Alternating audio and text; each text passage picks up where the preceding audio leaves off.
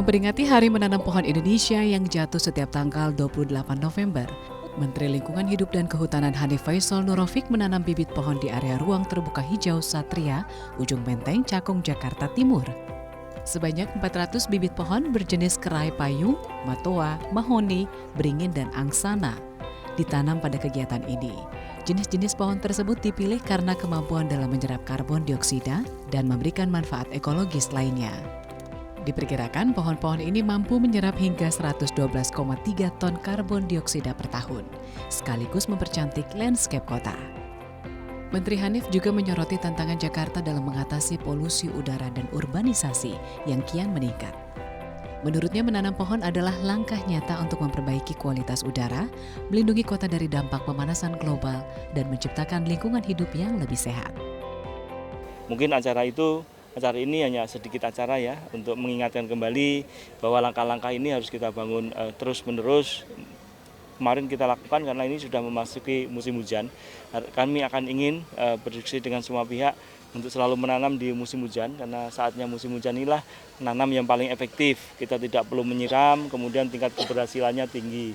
Jadi ini yang kami ingin sampaikan kepada teman-teman semua. Sejujurnya Indonesia ini memiliki keunggulan komparatif yang harus patut kita syukurin. Dengan curah hujan yang rata tiap tahun, matahari yang bersinar tiap hari, berbeda dengan negara-negara di kutub sana, di boreal sana, di subtropis sana.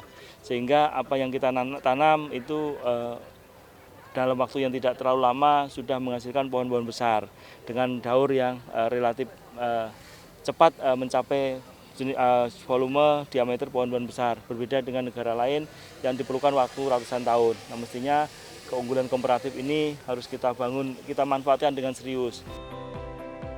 Menteri Lingkungan Hidup memiliki 3 strategi utama untuk memperluas ruang terbuka hijau, di antaranya pemanfaatan lahan berfungsi lindung seperti sempadan sungai dan danau, pengaturan kebijakan ruang hijau di kawasan industri dan perumahan, serta pemberian insentif kepada masyarakat yang mempertahankan lahannya sebagai ruang terbuka hijau.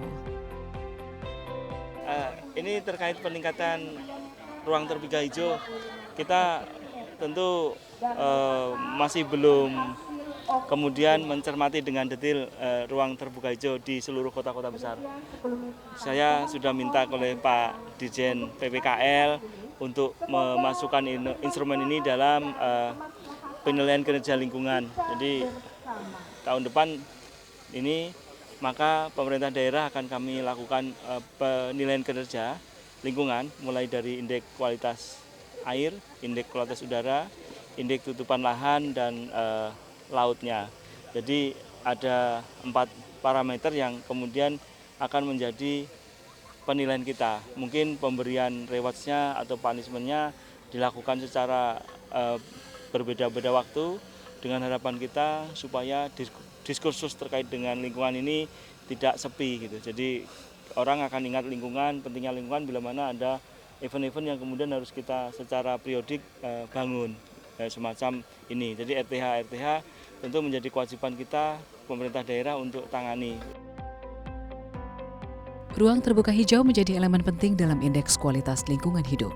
Berdasarkan data tahun 2023, cakupan ruang terbuka hijau di Indonesia baru mencapai rata-rata 0,01% hingga 27% dari luas wilayah kabupaten dan kota.